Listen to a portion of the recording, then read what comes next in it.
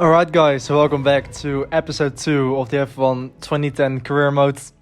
We're here for the second round in Australia, in Albert Park. Last time out in Bahrain, we showed some pretty good pace in our first race here with Toro Rosso, but unfortunately we weren't able to convert that into a good result because we were struck with some bad luck. But anyway, we're here for the second round, where we'll hopefully get the result that we were hoping for in Bahrain. We started in practice here with some R&D testing. I believe this was to unlock a new fuel mapping, because on this game you don't actually have all the 3 mappings. You actually have to develop that through R&D. So we managed to pass that test as we come back into the pit lane. Next to that HRT car there, in there for sure. That is Bruno Senna. But anyway, we decided to make some changes to the setup. I decided to up the front wing to have a bit better turn in. And also I adjusted the balance a little bit to aid the traction, as for the suspension as well. And I lowered the gear ratio a little bit to have a bit more acceleration. So yeah, still trying to sort of figure out what kind of setup works on this game, because F1 2010 handles very differently than the modern F1 games, of course. And even the other F1 games on the old gen consoles. So yeah, I decided to go for low gear ratios to prefer acceleration over top speed, because we don't really have that many straights, of course, around this track. We did manage to improve our lap a little bit. 130.9 currently in P12, and we ended up in P13. We've secured 13th in practice. Nice session. Good work. Thank you very much, Rob. We're still about 2 seconds off the pace, but of course we were on the prime tires and not pushing flat out, which we will do here in qualifying. This is the end of our first flying lap in quali, coming around the final corner on our first lap on the option tires. I always notice that there is a big delta between the prime and option tires on this game. Up to the line, it's a 129.2. First 129 of the weekend. Currently on the front row, behind Jason Button, 1.222 seconds behind the number 22, but of course he didn't have that number yet because this was in 2010. He did have that in 2009 actually, which I think is the reason why he decided to use it. Anyway, this is now our final flying lap, and we've actually done 6 laps in this session, but I'm still down in P11, but I am improving by 1 second as we fly through turn 10 and 11.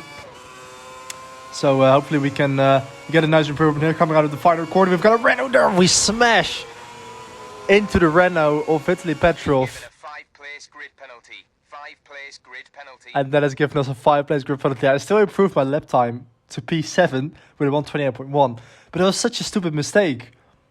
I tried to get the slipstream on the Renault in front of me, and I just swerved to the right a little bit too late and just smashed into his Renault. I think it was Petrov, might have been Kubica, but yeah, that was just such a stupid mistake, which has given me another grid penalty.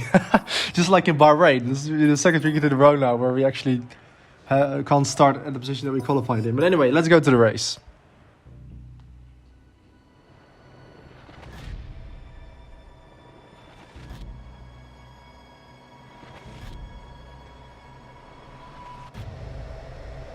Okay. We had a pretty poor showing in the last race.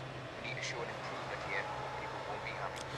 Good luck. Thank you. Indeed, had a poor showing in the last race. Hopefully we can try and compensate for that here for race 2. 12 laps at the Albert Park circuit. We get up to a decent start. We've got Felipe Massa there on the inside. We tried to find a gap on the outside. Lots of cars taking the defending line. We've got a McLaren and a Ferrari in front of us. Lewis Hamilton there in P3. We get alongside Fernando Alonso, but he has a bit better straight line speed in the exit of turn 2. As we now break down into turn 3, this 90-degree hairpin. Alonso defending his position there. He goes a little bit wide, but there's no way through for us so far. We're almost pushing the Ferrari through. He almost loses the back end, but we just can't find a way past just yet. It's been a pretty decent start up to P5. So now come through this quick chicane. You can see the AI is actually really slow to where we get on the outside of Alonso. As we now go side by side over this back straight, but he has a bit better straight line speed in that Ferrari, even though he's got the same engine, of course. Can we find a gap here on the outside as we break down into turn 12? We just about managed to get the traction there, and we leave the space on the inside for this quick right-hander, but we make it stick up to P4. So yeah, the chicane, that is really the only place on this track where you can get a lot of time on the AI. So we've got to keep that in mind. And that's probably the only reason why we were actually up here in P4. Because the AI just lose so much time through that quick left-right chicane. As Alonso tries to come up the inside, he actually touches us and spins right. We get up the inside of Lewis Hamilton and move up into P3. But that was a lot going on there. And I'm not sure if that was my fault. I think Alonso dived it in very late and I didn't see him turned in and clipped his front wheel. Luckily, we didn't get a penalty for that, so the stewards saw that we were in the fault there. We got through on Hamilton up to P2, and now we've got Mark Webber behind us, who overtakes us with the DRS now on the start-finish straight. We tried to get him back, but that Red Bull as well has got a bit superior straight line speed, of course. As we're now in the slipstream, coming up to turn 3. Can we finally get on the inside? We brake later, and we attack him back on the brakes here, but he holds it on the outside, and Mark Webber maintains P2. For now, although we runs a little bit wide, and we managed to get him back on the traction there. So a nice little squabble here with Mark Webber for P2. Of course, we are fighting for our first podium after we missed out on that in the last race. We eventually finished in P20. And then on lap 5 now, we are briefly in the lead because Sebastian Vettel pitted from the lead. And this is where we are now going to make our stop. So into the pit lane we go. Hopefully, we'll have a better pit stop than Bahrain, who actually accidentally selected the wrong tires. So into the lane we come, onto the prime tires, which will hopefully get us to the end. As we rejoin the track, it's actually still P2, so the other guys haven't managed to undercut us, so that's pretty good. Sebastian Vettel's in front, he is quite far ahead, the gap about 5 seconds I think. So we won't be able to catch him. As we actually hit a braking marker there into turn 2, which completely unsettled my car. We run into the grass, which has lost me all my momentum on this back straight, and that allows Mark Webber to get through again. So we were starting to pull away from him a little bit. Now he's back in front. We do brake a little bit later into turn 3, although Mark Webber has the preferred inside line there. And again, we find ourselves fighting with Mark Webber, and he once again runs wide in the exit of turn 4, which allows us to get back through into second position. Yeah, we've got Karun Chandok in 4th place somehow. He hasn't made a split stop yet, but still it's pretty impressive to see HRT up in the top 4. Onto lap 8 now. Again, we started to pull away a little bit from Mark Webber. It's really only in the chicane where we can actually pull away, as we lose the back end like crazy on the exit of turn 4, where Mark Webber ran wide a couple of laps ago, and now he gets us back in that same spot. So yeah, we will try to keep the pressure on him as we actually cut the corner. We're getting a warning for that, but we do actually get a pretty good run with Mark Webber as the inside line and a bit better straight line speed with a Red Bull car, which is a little bit more slippery in a straight line. We try to break it on the outside into turn 8, but we can't get it. I locked up the front tires a little bit there, which has allowed Mark Webber to pull away. But of course now, we've got the chicane coming up. The chicane here is really our saving grace, which allows us to stay with these fast cars, because they are so slow. Look at the closing speed. We just passed Mark Webber. Like he is letting us through, really. I just lose so much time in that chicane. But I'm not complaining. Up to lap 9, again, Mark Webber overtakes us. With the DRS, we duck back to the inside. We try to get him. We almost touched Mark Webber also on the outside, and we almost lose the back end as well. So yeah, it's turning into a very nice battle with Mark Webber for second position. Sebastian Vettel is absolutely done while he's like 10 seconds ahead, because of course we just keep losing time as well fighting with Mark Webber. So Vettel's got this race win in the bag pretty much. We've now got Nico Rosberg behind us in the Mercedes. Engine's overheating a little bit as well. Mark Webber, he goes really slowly as well to that quick right-hander in turn 5. Yeah, hopefully we can find a way past with Mark Webber again, because we're really getting held up. Again, we almost touched the right-left tire of Mark Webber there, the left rear rather, with our right front. He defends the inside line, but we brake later, get up the inside of the turn 8, but we actually lose the back end there. Very little mechanical grip. And that has cost us a place to Nico Rosberg as well. We are now in front of Lewis Hamilton, but Mark Webber has managed to eke out a bit of a gap now as we come through the chicane again. Nico Rosberg just lets us through there, it seems like. Now we can chase after Mark Webber again, but he has pulled away a little bit. But now we come up to the chicane again, and we can just easily close that gap back down. Look at the exit there, we easily breeze past on Mark Webber again. Up to second position, he is trying to keep his nose in there. We squeeze him out a little bit, but we've got ourselves back up into P2. Now into the last lap. You can see we're actually closing in on Vettel a little bit as we actually outbrake ourselves there in the break point of turn 3. Run into the gravel trap, and that has cost us P2 once again. We just, every time we get in front of Webber, I just make a mistake again. And now at least we're still in P3. We are still on for our first podium here of our career.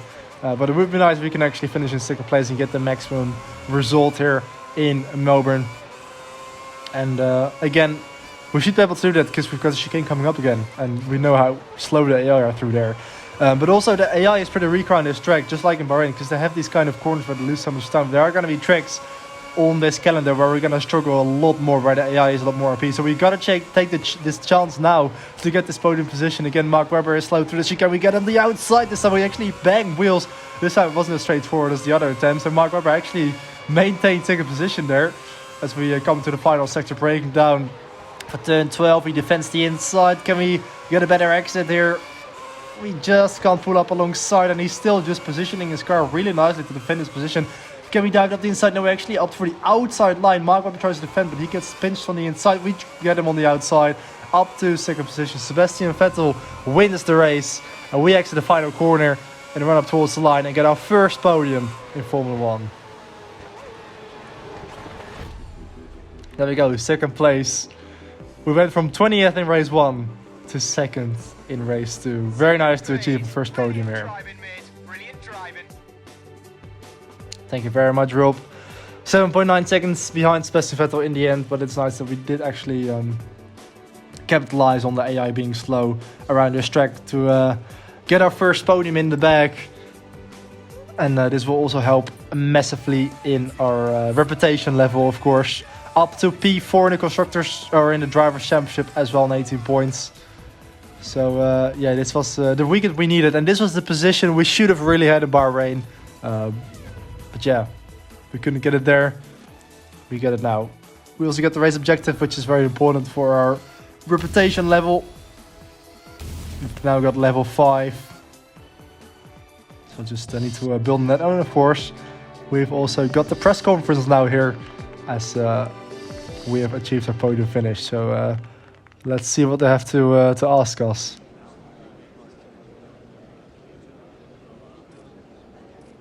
Your first podium finish in Formula 1 must be something very special. It certainly is. Hopefully it's going to be the first of many. And of course we did have the pace in Bahrain as well, but we just couldn't string it together. And this time we managed to have a pretty clean race. We did have a couple of mistakes, but in the end we managed to secure P2. So that's very nice. Also for the points in the championship, and also to just get that monkey off our back to get that first podium. Because we knew we already had the pace in Bahrain to achieve that result. A really great drive today and 18 points towards your championship challenge. If this continues, you'll be a serious contender for the title. Well, that is very early to say. I mean, I don't expect we're going for the title this year. So, second place today. Can you go one better at the next round and move up to the top step of the podium? Well, I think that is a bit far-fetched because we are in a Toro Rosso. It's my first season. We're not expecting to go for race wins straight away. So we'll have to see what happens. But I think that is raising the bar a little bit too high, maybe. And it's going to take a lot of work to get there.